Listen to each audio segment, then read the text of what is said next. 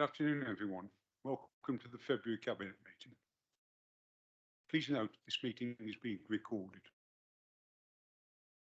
Item number 1, minutes of the 9th of January meeting. Are you all in agreement with that? Are you happy that I sign those minutes?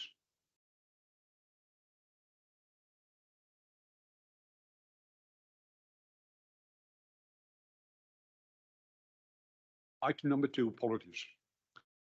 Yeah, Councillor David Williams. Thank you, Mr. Hayward. There's no more apologies. Item number 3, declarations of interest. Any declarations of interest? No declarations of interest. Item number 4, the Council's medium-term financial strategy 24-25, 28-29 and the budget for 24-25. I would like to introduce the budget and the MTFS. This report sets out the proposed budget for 24-25 and the medium-term financial strategy for the period 24-25 to 2028-29. The proposals present a 3-year balanced budget until 26-27 using general fund reserves and are based on the provisional local government settlement that was issued on the 19th of December.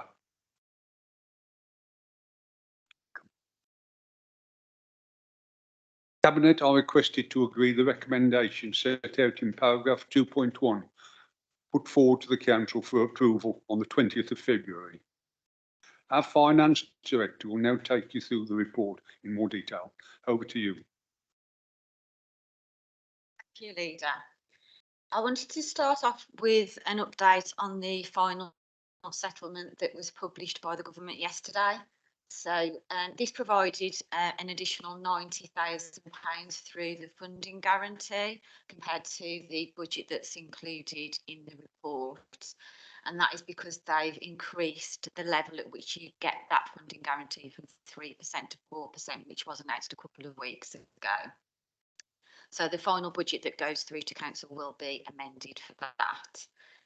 We will also be receiving additional funding of roughly £50,000 in the current financial year, which is relating to compensation for green plant and machinery business rates relief and a redistribution of the money that the government holds in its business rates levy account.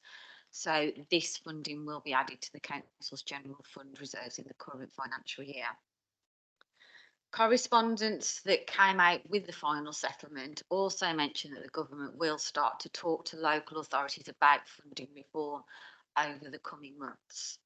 It also stated that councils will be required to produce productivity plans which should set out how service performance will be improved and wasteful expenditure reduced.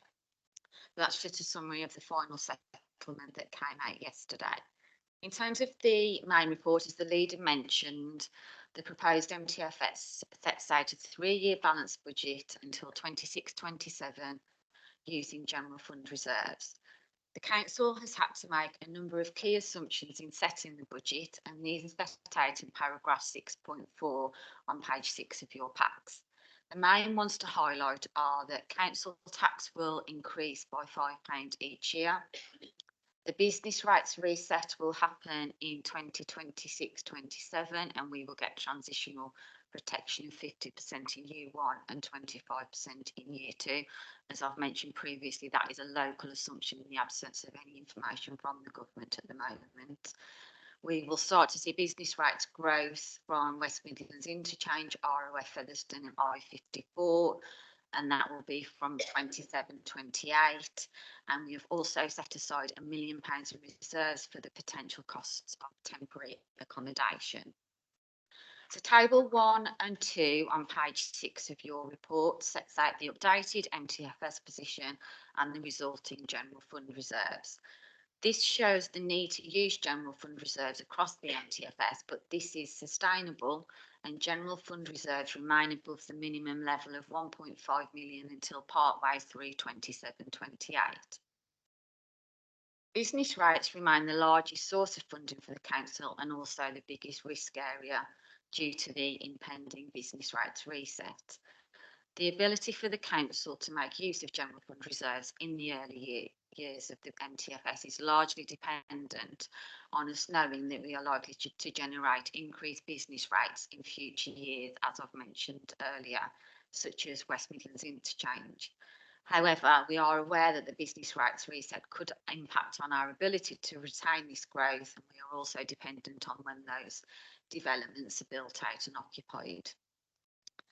The capital programme is set out in detail in Appendix 3 and includes 3 new projects that were agreed as part of the budget setting process. These are car park improvements, leisure centre equipment replacement, and street scene and baggerage replacement vehicles. The final area to highlight is the section on earmarked reserves, which is summarised in paragraph 11.1 onwards, and more detail is also included in Appendix 6 and 7. This sets out the Council's current position in terms of earmark and general fund reserves. The period of consultation on the budget opened on the 10th of January and closed yesterday, and we have not received any comments on the budget. So paragraph 2.1 sets out the recommendations that Cabinet are asked to put forward to Council, and these are that members approve this report together with the draft MTFS, projected expenditure for 23-24, revenue estimates and capital programme for 24-25, and proposals for the 24-25 budget. The Council pass a resolution in the form attached at Appendix 5. No, this is in a draft format at the moment. We will have the final version for full Council once we have all of the details to go into that.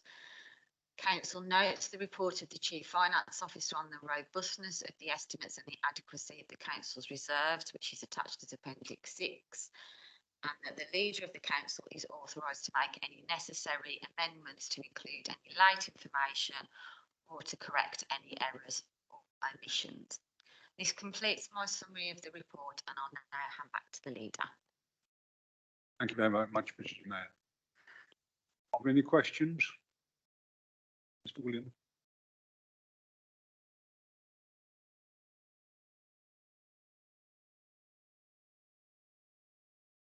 There you go.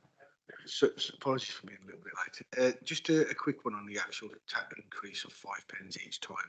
Obviously, as a percentage wise, that's a decrease each time, isn't it? And is there anywhere, is that noted anywhere in the fact that as a whole number of what we bring in, that each we're only bringing up by the same 5 pence, is that registered anywhere within the statistics? Sorry, you answered that. Yes, through you. Yes, so I think the statistics usually show the percentage increase for each local authority, and we are near the bottom of that in terms of the percentage increases. So yeah, it would be there in the statistics that are published by the government each year.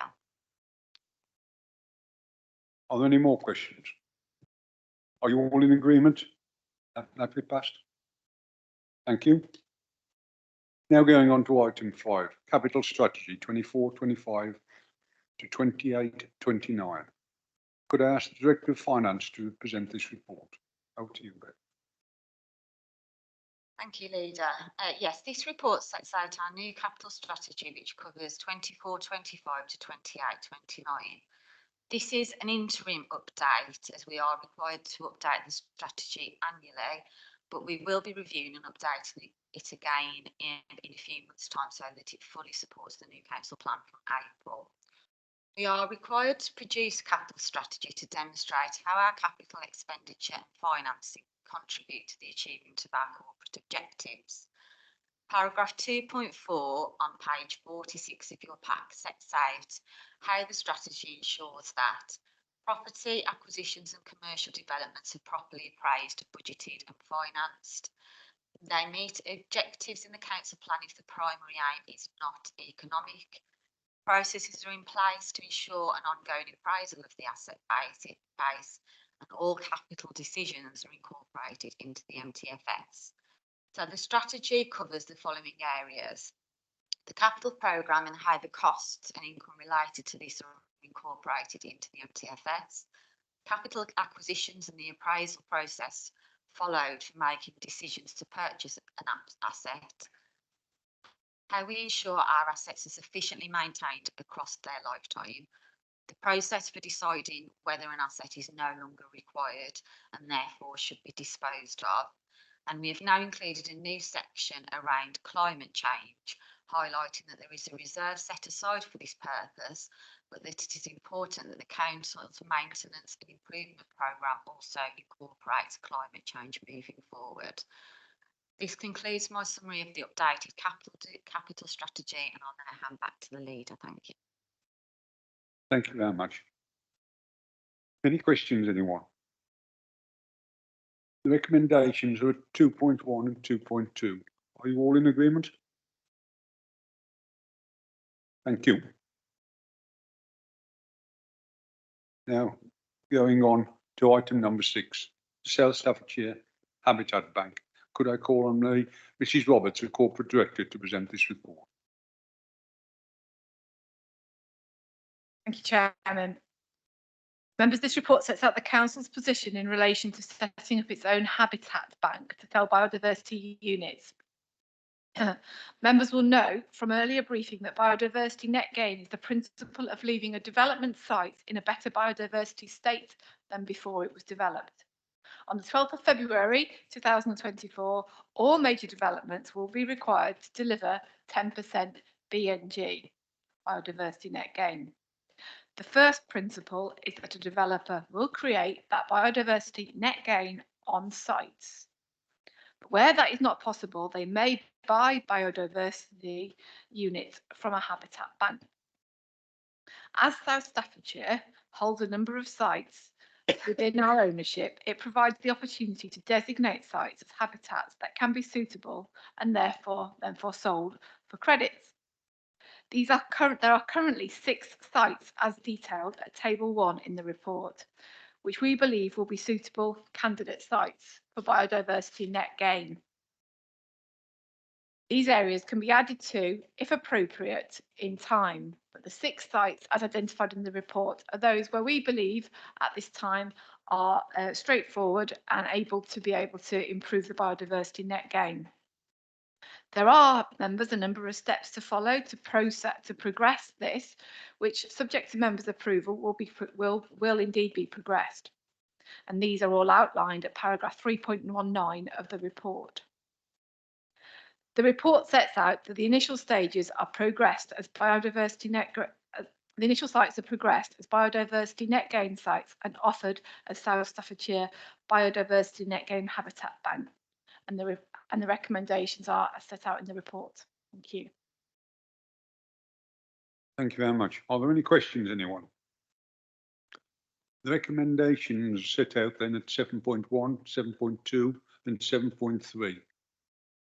You all agree? Thank you all very much.